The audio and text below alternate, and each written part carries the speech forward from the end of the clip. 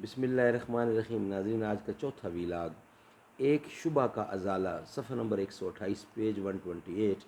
ایک شبہ کا ازالہ، یہ ہیڈنگ ہے۔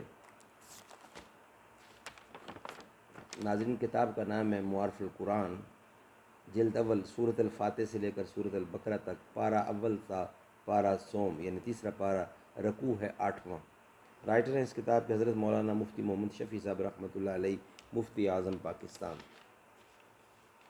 بسم اللہ الرحمن الرحیم۔ الحمد للہ وکفی وسلام علی عبادہ الذین اصطفی۔ ایک شبہ کا ازالہ، آج کا چوتھا ویلاگ۔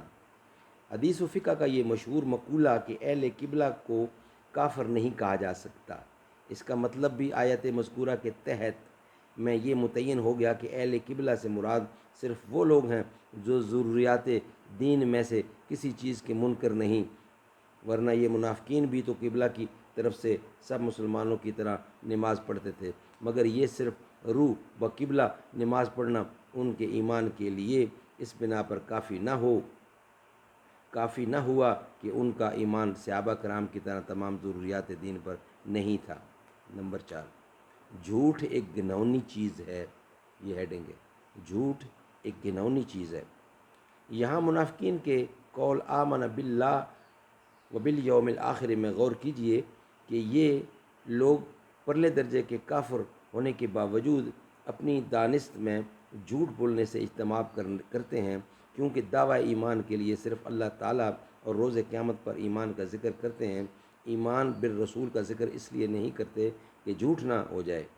اس سے معلوم ہوا کہ جھوٹ ایسی گندی اور گھناؤنی چیز ہے کہ کوئی شریف آدمی خواہ کافر فاسق ہو، جھوٹ بولنا پسند نہیں کرتا۔ یہ دوسری بات ہے کہ ان کا دعویٰ ایمان باللہ و بالیوم الآخر بھی قرآنی اصطلاح کے خلاف ہونے کی وجہ سے نتیجتاً جھوٹ ثابت ہوا۔ انبیاء اور اولیاء کے ساتھ برا سلوک کرنا اللہ تعالیٰ کے ساتھ برائی کرنا ہے۔ انشاءاللہ یہ ہمارا نیکسٹ ویلاگ ہوگا، وہ آپ کی خدمت میں پیش کریں گے، 5واں ویلاگ، چھوٹا سا ہیڈنگ ہے، پیش کریں گے انشاءاللہ نیکسٹ۔ السلام علیکم۔